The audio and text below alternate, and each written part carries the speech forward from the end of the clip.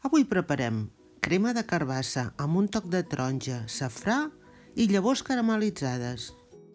Us deixem el llistat d'ingredients al final del vídeo, a la descripció i en el nostre blog. Per preparar la crema necessitem 550 grams de carbassa, 2 pastanagues, una ceba, 2 cullerades d'oli d'oliva verge, uns brins de safrà, 1 litre d'aigua o brou vegetal, 2 cullerades de postres de pell de taronja ratllada, sal, pebre blanc i llavors de carbassa caramelitzades. Us expliquem com fer-les.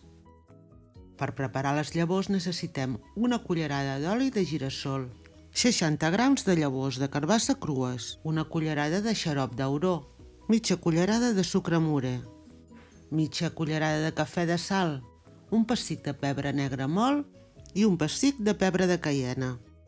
I per acabar el plat, 6 cullerades de crema fresca. Per preparar les llavors comencem preescalfant el forn a 180 graus i preparem una safata en paper de forn. Posem en un bol les llavors de carbassa amb la resta d'ingredients, la sal, sucre, pebre, el xarop d'auró, l'oli i ho barregem tot bé. Ho escampem a la safata i enfornem 12 o 15 minuts, remenant de tant en tant. Quan agafin color, les retirem i les deixem refredar. Aquest pas de les llavors el podeu preparar amb antelació. Val la pena optimitzar el forn i fer-les quan cuineu alguna altra cosa. Queden boníssimes. Si en feu més quantitat, les podeu utilitzar per altres plats o per menjar tal qual, són un vici. I ara ja anem per la crema. Pelem la carbassa, la tallem i retirem les llavors. Pelem i piquem la ceba. Posem oli en una olla, encenem el foc i li afegim. Salpebrem i la coem a foc fort 1 minut.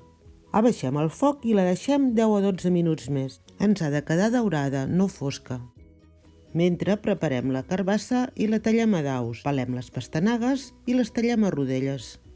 Passats els 12 minuts, afegim a l'olla la carbassa, la pastanaga i el safrà.